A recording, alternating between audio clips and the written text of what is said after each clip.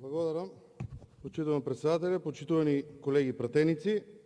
Аз би се вратил на предходната дискусия, односно за мало дообјаснување и појаснување на она што денеска се случува во собранието, а за кое што зборувавме на Комисијата за избори и именување. Се повикувате на координаторите на пратеничките групи дека не донеле одлука или не дале предлог за формирање на одлука за основање на постојани работни тела. Тоа не е обврска на координаторите на пратеничките групи. И врз основа на предлогот, одлуката која што вие имаме доставено, се повикуваме на член 76 став 1, каде што вели собранието основа постојани и повремени работни тела. Се повикуваме на членовите 118 став 5, каде што вели составот на работните тела и на анкетните комисии се утврдува со одлука на собранието во зависност од бројот на пратениците на пратеничките групи, пратениците кои се организирани во пратенички групи во согласно со законот на еднакви можности мажите и жените, и на став 119 став 1 работното тело има председател, заменик на председател, одреден број на членови и нивни заменици. И таа одлука е изготвена по долги консултации, преговори, разговори и тој предлог на персонален состав е доставен до собранието како највисок форум на одлучување. И нашата обврска како координатори завршува тука. На ова треба да предходи она што го спомна професорката Силјановска и Антонио Милошовски, да имаме одлука за основање на постојани работни тела на собранието, каде што овој пратенички состав ќе утврди надлежности, број на комисии, број на членови по комисиите и слично.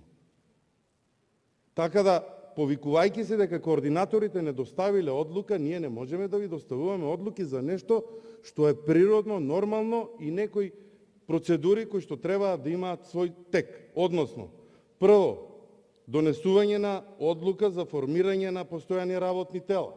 Зборувавме на комисија 2-3 часа, не можевме да го уведеме. Откако ќе се утврдат надлежностите, значи кога ќе дојде предлог од владеачкото мнозинство, па да ги разгледаме надлежностите, бројот на членови, број на комисии, да се произнесеме по тоа, откако тоа ќе биде завршено, можеме да отидеме на персоналниот состав за гласање на сите овие комисии, кои што морам да кажам дека консензуално се договорени. Ама вие, не знам од која причина, втората постапка, која што, еве, пред мене се документите од 1991 година наваму се донесува прво одлука за формирање на постојани работни тела, надлежности, број на членови комисии, па потоа се оди на персоналниот, не дозволивте да се изврши, повикувајќи се на одлука на претходниот парламентарен состав, кој што во 2017 година ценел дека се доволно тие комисии, ценел дека се доволни тие надлежности, ценел дека се доволни бројот на членови во одредени комисии и ја донел таа одлука на начин на кој што ја донел. Еве, јас ќе поставам едно прашање. Комисија за здравство во моментот имаме голем број на пратеници доктори, кои што се инфектолози и пратеници кои што можат да помогнат на Комисијата за здравство. Ние имаме ограничено на број на пратеници колку што ја имаме.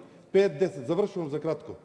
Зошто, ако сметаме дека во услови на пандемија таа комисија може да помогне по однос на одредени прашања кои што се тековни и се однесуваат на безбедноста и здравието на граѓаните, не го зголемиме бројот на членови, пак да има мнозинство од владеачката страна, меѓутоа да вклучиме повеќе број на доктори.